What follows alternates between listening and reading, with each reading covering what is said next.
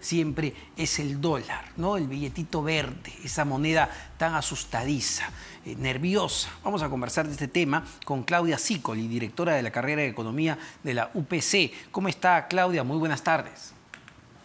Hola, Omar, Valeria, buenas tardes. Bueno, en principio preguntarle sobre este ambiente de incertidumbre. Vemos que el día de hoy el dólar en Perú cierra con un alza de casi 1%, 0,99%. Entiendo que no se había visto este nivel desde el 4 de agosto, si no me equivoco. ¿Vamos a ver este entorno de incertidumbre por varias semanas o esto podría quedar zanjado el día de hoy conociendo cómo se conforma el nuevo gabinete? Sí, yo considero que lo fundamental es precisamente tener idea de quién va a estar conformando el nuevo gabinete del presidente, dado que esa va a ser una señal concreta de los lineamientos que se pueden esperar hacia futuro respecto de las políticas económicas, ¿no es cierto? Entonces, mientras no tengamos esa confirmación, que parece que se está haciendo esperar, y no sabemos cuánto tiempo se va a hacer esperar, es muy probable que el dólar siga esa tendencia asustadiza, digamos, y que siga aumentando de valor, dado de que las personas no tienen confianza, no tienen certidumbre respecto de cuál va a ser el panorama hacia mediano plazo.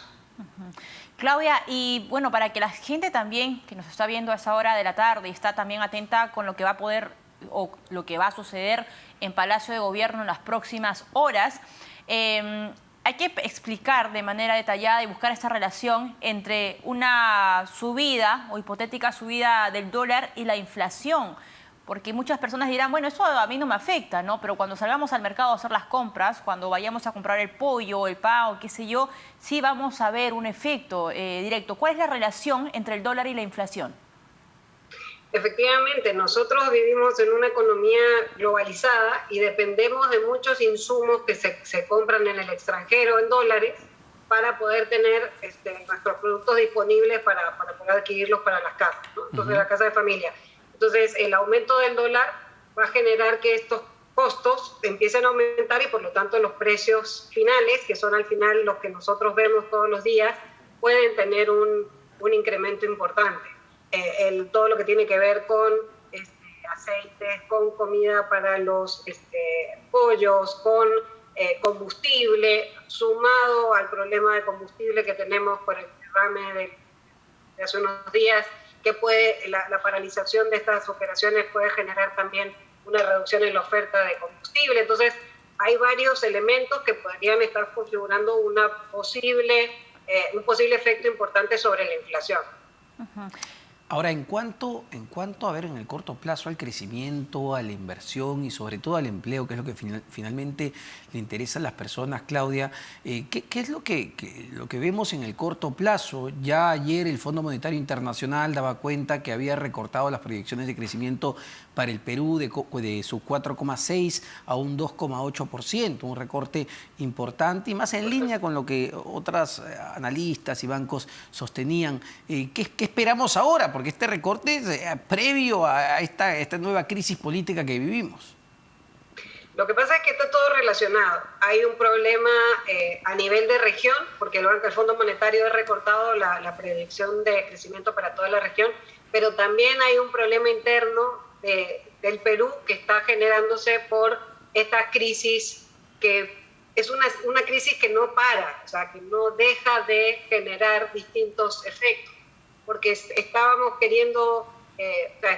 en un proceso de salida de la crisis sanitaria, por lo menos de no tener un escenario tan agudo, tan complejo de la crisis sanitaria, pero tenemos un horizonte político muy complicado, no tenemos certeza de cuáles van a ser las políticas ni quién va a estar a cargo de las distintas políticas de los sectores, y por lo tanto el empresario lo que hace es poner el freno y esperar. Y entonces, en la medida de que este nombramiento se dilate o que las personas que se decidan acompañar al presidente no sean las que se entienden idóneas en el tema, ese freno se va a mantener y por lo tanto esta recuperación tan ansiada, este incremento en el empleo formal, esta mejora en la situación de todos los peruanos se va a ver dilatada, por lo menos, en el mediano plazo. Todo depende de las decisiones que se tomen a nivel de Poder Ejecutivo, ¿no es cierto? Claudia, ¿y cuál debería ser el perfil de la persona que asuma nuevamente el Ministerio de Economía y Finanzas? Porque lo que vimos con Pedro Franque es un ministro que empezó a traducir las incoherencias del propio presidente de la República, cuando, recordemos, al inicio hizo una gira por Estados Unidos, abriendo los brazos a la inversión. Luego llegó el tema del gas. Llegamos a un ministro de Economía que trataba de subsanar esas declaraciones imprecisas por parte del presidente de la República y hasta incoherentes. ¿Cuál debería ser ahora este perfil de, justamente, ¿no?, la persona que asuma el Ministerio de Economía? Yo considero que el perfil de la persona que esté a cargo del Ministerio de Economía tiene que ser una persona técnica, con mucho conocimiento del sector, con mucho manejo de la política económica y que tenga mucha intención de diálogo. Tiene que haber diálogo entre los sectores, tiene que haber acuerdo, tienen que llegarse a políticas de Estado, no solamente de gobierno, que nos den una visibilidad hacia el futuro. Mientras esto siga siendo una decisión de corto plazo y vayan cambiando los ministros cada 2 meses, es muy difícil que se vaya a plantear un horizonte de crecimiento, de estabilidad, de inversión, de mejora de la situación, y eso al final repercute en la situación de todos los peruanos en sus distintas funciones, en sus distintos objetivos, porque todo el mundo va a estar a la espera de que estas decisiones sean cada vez más mejor planteadas y que tengan un horizonte mucho más largo que lo que estamos viendo en este momento. Y Claudia, esto termina afectando, a ver, uno de los motores importantes, entendiendo que la inversión privada es lo más importante, es lo que genera la mayor cantidad de empleo. Sin embargo, un motor clave también que a veces ayuda a gatillar a la inversión privada es la inversión pública. Y este año, el 2021 que ha pasado, vimos niveles de ejecución importantes, al menos en términos de crecimiento. Pero el último dato que tenemos del propio MEF es que la inversión pública ha caído un 18% en enero. Estos cambios ministeriales, esta, digamos, incertidumbre política, hay un proceso electoral en marcha, ¿pueden también terminar afectando la ejecución de inversión pública? Yo considero que sí. Entendamos también que los ministros tienen un proceso de aprendizaje, de ingresar al puesto, de entender cómo funciona, de tomar decisiones basándose en información, y eso lleva un tiempo. Entonces, como decía, en la medida de que estas definiciones se extiendan en el tiempo, cada vez vamos a tener que esperar más para que se puedan tomar decisiones de inversión que realmente empiecen a modificar el peso de la balanza, digamos, que empecemos a ver que realmente hay una inversión, y no solamente una inversión en solucionar problemas de todos los días, sino una inversión de calidad, una inversión en infraestructura, una inversión que genere el entorno que se necesita para que el país pueda seguir en una senda de crecimiento.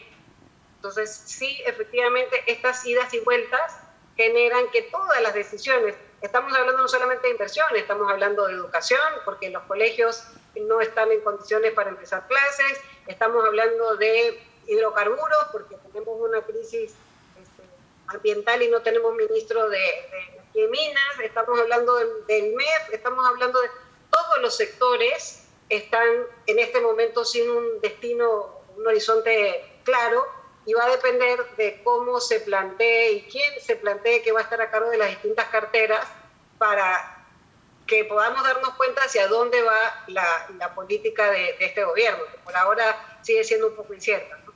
Claudia, y justamente en este tema que había planteado y aterrizado Omar, ¿cuánto tiempo más tarda una obra pública, un colegio, una carretera, qué sé yo, cuando hay cambios de ministros? ¿Cuánto tiempo se retrasa? ¿6 meses? Lo que pasa es que se retrasa porque los procesos tienen evaluaciones, los procesos de inversión pública no son inmediatos. Entonces, el hecho de que venga un ministro que decida priorizar otros proyectos distintos a los que había priorizado el ministro anterior, genera un retroceso y empezar otra vez de nuevo. ¿Y eso cuánto tiempo es? ¿En meses? Y depende de la envergadura del proyecto. Si estamos hablando de implementación de útiles de un colegio, probablemente sean una semana. Si estamos hablando de una carretera, eso puede llevar meses, incluso años. Depende de cuál sea la envergadura del proyecto que estamos analizando. Muchísimas gracias, Claudia, por esta entrevista. Claudia Sicoli, directora de la carrera de Economía del UPC. Sin duda todavía es bastante incierto el panorama. Las fuentes de RPP nos decían que 3:30 se iba a dar esta toma de mando, ¿no? del nuevo gabinete, juramento del nuevo gabinete, no toma de mando, perdón. Pero son las 4:20, todavía no se sabe nada. Hay mucho, no sé, se sabe muy poco de las personas que están ingresando a Palacio de Gobierno. Vamos a ir con toda esa información en instantes. Ahora una pausa y volvemos.